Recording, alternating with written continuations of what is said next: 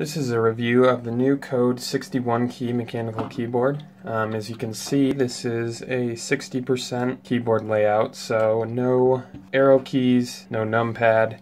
There's only 61 keys to be had on this keyboard. It's really aimed for people who want a really compact mechanical keyboard, or if you travel a lot and want something you can easily take with you, this is a great option. So this is actually the same exact keyboard as a Vortex Poker 3. It's just been rebranded as a Code mechanical keyboard. The only thing that's different with the Code 61 key is they offer this with Cherry MX green switches, which the Poker 3 does not have the option to come with. The Code 61 key is available with Cherry MX brown, Cherry MX green, Cherry MX clear, and Cherry MX blue switches. If we take a look here, the USB plugs in on the top left. It's not recessed or routable like the other Code keyboards. If we flip it over here, you got the Code logo on the back, and we have a panel of dip switches over here. So these can be used to change the layout of the keyboard from Qwerty to Dvorak or Colemak, which is done at the hardware level, so you don't have to change anything on your OS. There's also an option to change the function of your caps lock key to function the same as your function key. Let's talk about how you can get by doing everything you'd normally do on a computer with only 61 keys. The way that you do that is using this function key and a ton of hotkeys on this keyboard. So you can see from this angle here on the front of the keyboard, there's a lot of the other functions here. So if you hold FN and hit I, it'll be the same as pressing the up arrow, up, left, down, right. We have like the N button, home. Y here would bring up the calculator. You can see all the different shortcuts. So you can still access everything that you could with a normal keyboard. You're just going to have to use a combination of keys. And that one dip switch on the back, as I said before, it changes it so you can use the caps lock key as the function key. And that comes in useful because you can program your own shortcuts onto this keyboard. The way that works is, you see here, the M key says default. So there's 4 different programmable layers. The default layer is not programmable, but these other 3 are, that you can switch between. So the way you switch between the layers is you hold down function, and I just went back to my default layer. And you can see here that my default layer, I have the white backlights on and the brightness up all the way. You can change the backlighting mode. So they have one mode here where the keys light up and then fade out. We have a pulsing mode here where the lights will pulse on and off. This is just with the backlights off. And this is with the backlights on. And you can adjust the brightness as you see fit. So the default layer, as I said, you can't program any new shortcuts into it, but if we hop over to our second layer here, you can see now down here there's a blue LED that's on under the space bar. This indicates that we're on layer 2. If we go to layer 3, it's kind of hard to see, but you can see it's a red LED underneath there. And if we go to layer 4, it's a purple color. So that's the blue, that's the purple.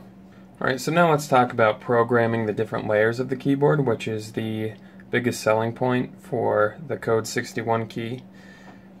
So the way that you do that is, once you select your layer you want to program, I'm on layer 2 right now, you hold down the function key and press right control, and you'll see that we're now in programming mode, and this right LED under the space bar has come on. So now it's ready for us to start programming. So what I do at this point is I touch what key or combination of keys I want to program, And you see there that light timed out, so I have to press it again. So let's say I want function W to act the same as pressing the up arrow key. So I did function W, now this light's blinking. It means it's ready for me to type in whatever I want the input to be. Okay, so I'm back to the blinking light here, so I'm going to hold function and press I. And then when I'm done, I press the PN button. Now we're back to a solid light. And let's say I'm going to make WASD the same as up, left, right, down. So, or function in combination with these. So now I'm going to do function A. I want it to be the same as function J.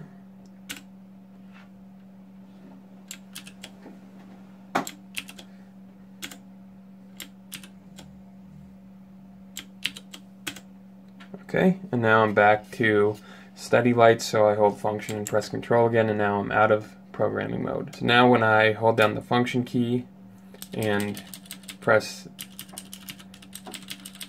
my A, WASD, it acts the same as the arrow keys on this layer alone. So you can always switch back to a different layer if you don't want that functionality. You can also reset a layer. So if I hold down function and hold down R, you see this light's going to blink about 5 times, I believe. And now it's back to steady, and now it erased all the programming that I had done on that layer. So these programmable shortcuts can be really useful as far as making you more productive. If you have certain tasks that you do a lot that are very repetitive, you can program them to be a simple hotkey, and that'll make things a lot easier. One thing that's cool that you can do is you can move some of your shortcuts around. So let's say for example you wanted control P, so right now that's going to take 2 hands to do, or it will take your right hand to do. Let's say you want to be able to print something without having your right hand leave the mouse. You want to be able to use that shortcut. So you can map that to, let's say I have my caps lock key acting as the FN key function. You can map that to function Q, so then you can send the same control P command to the computer without ever having to pick your right hand up off the mouse, so that'll save you some time. I have function escape launch Photoshop for me, so the way I did that was I got into programming mode. I did Windows R to bring up the run window, and then I typed in the path to the shortcut. So now all I have to do is do that, and Photoshop launches for me. Alright, I'm going to do a short little 1-minute typing test here so you can hear these switches in action. Again, these are Cherry MX Green.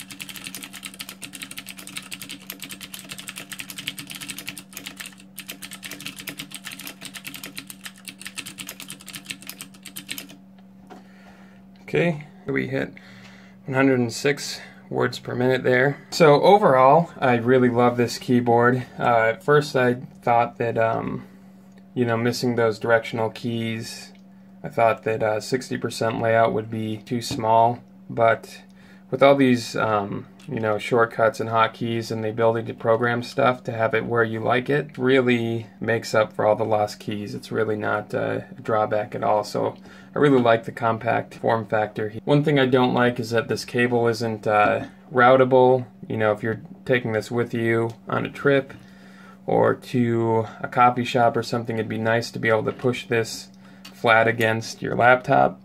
but you know, right now you either have to have it off-centered or just won't be able to do that because this cable is in the way here. So if it was recessed under this, that would be nice, but again, this isn't a keyboard that Code is actually manufacturing themselves. They're just kind of labeling it. But they also stand behind it with their warranty, and they have great customer support.